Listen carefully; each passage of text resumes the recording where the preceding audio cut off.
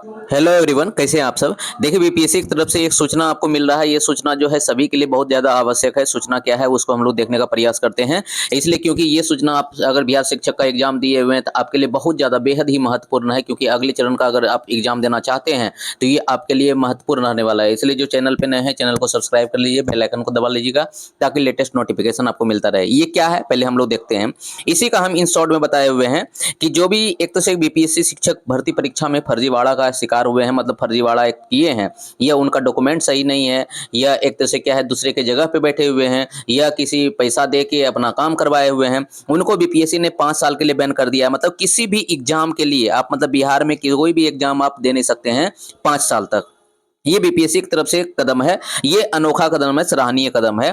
ठीक है ना। तो इसमें क्या है वो पहले देखिएगा। बीपीएससी की तरफ से एक सूचना देखने को मिल रहा था, ये सूचना आपका मिला हुआ है, जिसमें कि बोला गया है कि विज्ञापन जो है ये आपका 26/2023 जो कि शिक्षक नियुक्ति का विज्ञापन है। इसमें बोला गया कि जो भी विद्यार्थी चाहे वो एक तरह से बीपीएससी का भरे हुए थे फॉर्म, अब फॉर्म भरने के बाद उनको क्या है कि उनमें जब डॉक्यूमेंट वेरिफिकेशन हुआ, उस डॉक्यूमेंट वेरिफिकेशन में वो अनुपस्थित रहे या असफल पाए गए, तो ऐसे करने में आप अगर अनुपस्थित हैं, इसका मतलब आपका मन नहीं है उस जॉब में जाने का, तो फिर आप आयोग का यह जो व्यवस्था है उसका आप समय क्यों बर्बाद कर रहे हैं। इसके लिए इस बर्बादी का आपको क्या है कि आपको भुगताना करना पड़ेगा। इसके लिए आपको स्पष्टीकरण देना पड़ेगा, और उस स्पष्टीकरण के लिए उन्होंने बताया कि अगर आपका स्पष्टीकरण सही से नहीं होता है तो हम उसके लिए आपको दंडित भी करेंगे। और यहाँ पे अभी जो है 20 स्टूडेंट को यहाँ दंडित किया गया है, क्योंकि वो सही तरीका से अपने स्पष्टीकरण नहीं दे पाए। इसलिए हम आपको बोलेंगे कि अगर आपका डॉक्यूमेंट वेरिफिकेशन नहीं हो पाया है, मतलब गलत तरीका से डॉक्यूमेंट वेरिफिकेशन हुआ है,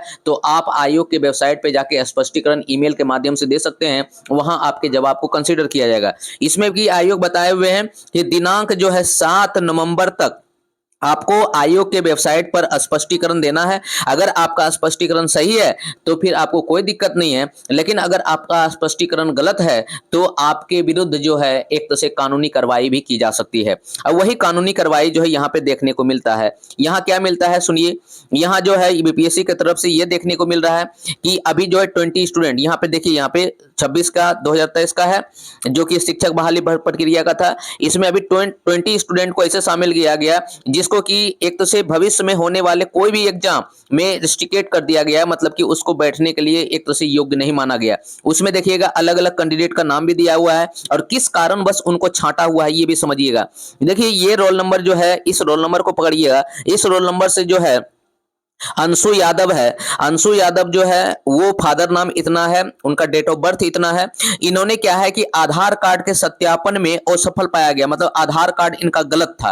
अगर आधार कार्ड गलत है तो इनको बोला गया है क्या कि 24/6/2023 से लेके आप 5 साल तक किसी भी एग्जाम में नहीं बैठ सकते हैं। ये आपको एक तरह से सजा मिला है बीपीएससी की तरफ से। उसी तरह से यहाँ पे 20 स्टूडेंट का सजा मिला हुआ है। कुछ स्टूडेंट ऐसे भी पाए गए हैं जो दूसरे के सीट पे हैं, जैसे कि मान लीजिए यहाँ 3 नंबर पे देखिएगा, इसका रोल नंबर ये है, और यहाँ पे रंजन कुमार गुप्ता है, इसका डेट ऑफ बर्थ 84 है। ये क्या है, पर पुरुषाधिकार, मतलब कि किसी और, मतलब कि दूसरे की जगह पे परीक्षा दिए हैं, जिसके कारण इनको क्या है 5 साल का सजा मिला हुआ है। मतलब 5 साल तक आप किसी एग्जाम में नहीं बैठ सकते हैं। इसी तरह से यहाँ पे क्या है 20 स्टूडेंट को मिला हुआ है, और इसलिए हम बोल रहे हैं कि अगर आप सही तरीका से स्पष्टीकरण आयोग को नहीं सौंपते हैं या स्पष्टीकरण आयोग को मेल नहीं करते हैं तो आप पे भी ये कार्रवाई हो सकता है। इसलिए जो विद्यार्थी डॉक्यूमेंट वेरिफिकेशन गए ही नहीं, जिनका फर्जीवाड़ा हो गया है, तो वो वहां जाके बताइए कि सर मेरा ये गलती हुआ जिसके कारण हम वहां पे अनुपस्थित रह गए, हम वहां पे अनुपस्थित नहीं हो पाए थे, क्योंकि हम चाहते थे कि जॉब हो, लेकिन मेरे पास वो डॉक्यूमेंट तैयार नहीं था, इसलिए हम डॉक्यूमेंट वेरिफिकेशन के लिए नहीं जा पाए।